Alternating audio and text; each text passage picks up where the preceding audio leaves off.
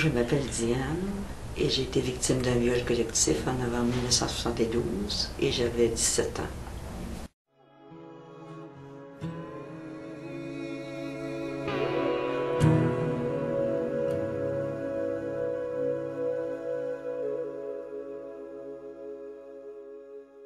J'habitais Montréal et j'avais rencontré un nouveau copain un mois auparavant. Et on avait pris comme entente, comme de quoi que j'allais chez lui pour on souper ensemble, puis je faisais mes devoirs et leçons. Parce que chez moi, j'avais trop de problèmes pour pouvoir les faire. Puis à un moment donné, je suis arrivée chez lui, puis il y avait une surprise qui m'attendait. Il avait deux copains avec qui avaient pris de la drogue et de la boisson. Et c'est ce soir-là que j'ai passé au cash.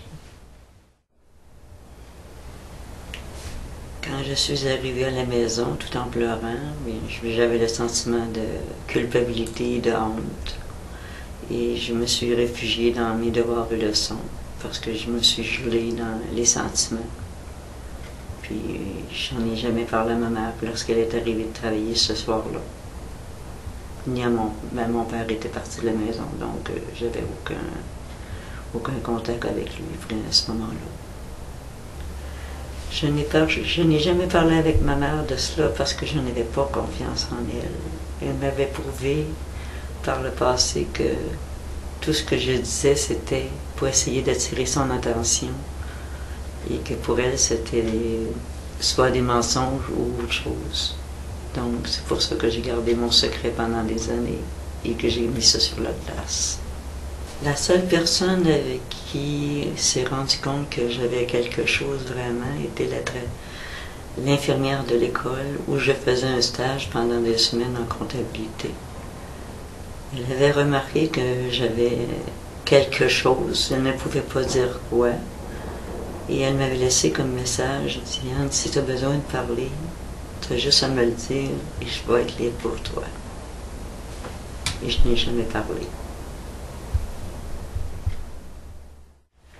La conséquence de ça, c'est qu'un mois plus tard, j'ai découvert que j'ai tombé enceinte. Et ma mère aussi s'en est rendue compte que j'étais enceinte. Et là, ça a été la panique totale dans la maison. Vu que je ne devais pas de tomber enceinte à cause d'un problème neurologique, elle a contacté mon neurologue tout de suite, puis ça a été la panique totale. Il fallait absolument que je me fasse avorter. Mon neurologue avait pris les rendez-vous pour que je puisse me faire avorter avec un gynécologue d'expérience à l'hôpital général de Montréal.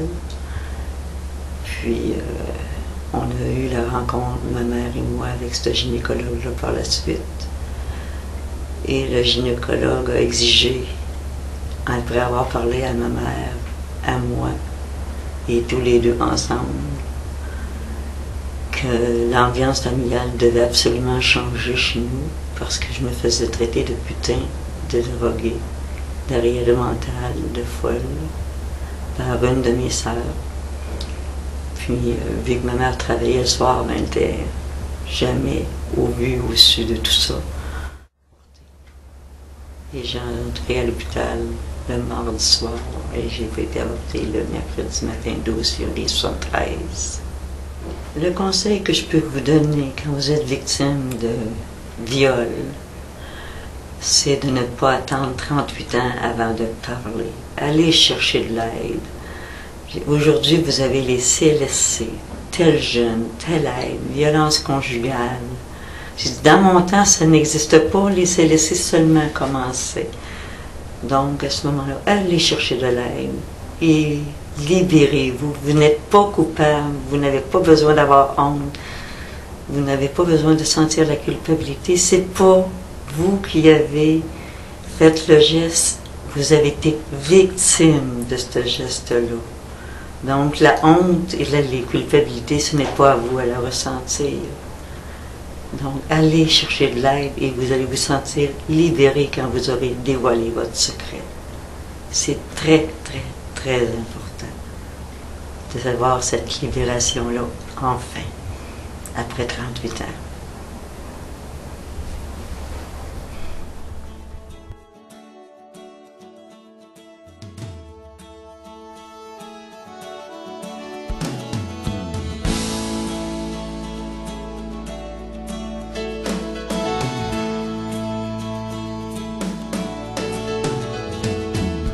On peut être seul au milieu des passants, mourir de soif au milieu de l'océan. Plein d'images dans ma tête, pressé d'aller nulle part. Plein de misère de partout, plein de misère. Je colle les morceaux avec du feu dans la peau. Au bout de la rue, je dois chercher l'horizon. Malgré tout, malgré le temps qui ment, le temps qui dit vrai, malgré tout, jour après jour et malgré tout, rester debout.